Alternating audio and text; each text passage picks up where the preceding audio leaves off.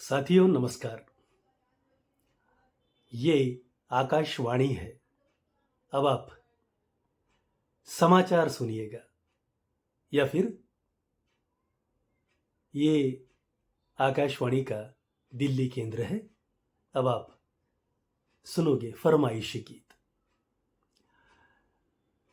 इन उद्घोषणाओं के साथ ही हमारे सभी श्रोताओं का दिन शुरू होता है।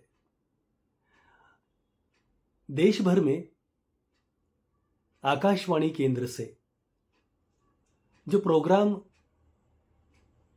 ब्रॉडकास्ट किए जाते हैं उसमें सबसे अहम अगर कोई चीज़ है तो एक तो आकाशवाणी का उद्घोषक, कंपेयर, और दूसरा आकाशवाणी का श्रोता। तो मित्रों, आज श्रोता दिवस है। आप सभी आकाशवाणी के श्रोताओं को आज के श्रोता दिवस की बहुत सारी शुभकामनाएं। आज के इस दिन के उपलक्ष्य में ऐसा लगा कि हमारे सभी श्रोताओं के साथ और भारत के सभी लोगों के साथ एक बात शेयर की जाए कि भारत भर में, देश भर में जो आकाशवाणी और दूरदर्शन केंद्र है, जो प्रसार भारती द्वारा फिलहाल संचालित किए जा रहे हैं, उन केंद्रों में काम कर रहे casual announcers, compares, radio jockeys और दूरदर्शन में कार्यरत प्रेजेंटर्स, इन सभी के माध्यम से जो प्रोग्राम आप सभी श्रोताओं तक ब्रॉडकास्ट किए जाते हैं, उनका इस संस्थान में क्या स्टेटस है। तो दोस्तों, ये जो कैजुअल अनाउंसर, कंपेयर, दूरदर्शन के एंकर, प्रेजेंटर, रेडियो जॉकीज, ये जो क्लास है जो 1980 से लेकर आज तक रेगुलर बेस पर कभी भरा नहीं गया।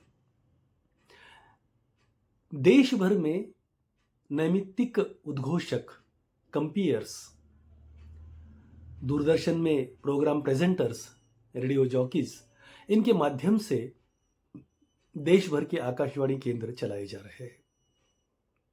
हुआ ऐसा, 1980 तक रेगुलर रिक्रूटमेंट आकाशवाणी दूरदर्शन में की जाती थी, लेकिन 1980 से पहले इस कैडर में रेगुलर नियुक्तियां न किए जाने की वजह से कॉन्ट्रैक्ट बेसिस पर इस कैडर में अपॉइंटमेंट दिए जाते थे, जो 2 साल के लिए हुआ करते थे, और इन टर्म्स ऑफ टाइम वो कॉन्ट्रैक्ट्स रेगुलर हुआ करते थे। उम्र के 55 साल तक ये कॉन्ट्रैक्ट्स रेगुलर हुआ करते थे, और अगर किसी कैजुअल को अगर निकालना है तो उसे कुछ नोटिस वगैरह देकर, उसे पूर्व में नोटिस देकर उसको उन कैजुअल्स को टर्मिनेट किया जाता था। लेकिन हुआ ऐसा कि एक कैजुअल को इसी तरह की नोटिस देकर उन्हें टर्मिनेट किया गया, जिन्होंने उस टर्मिनेशन को हैदराबाद कैट में चैलेंज किया।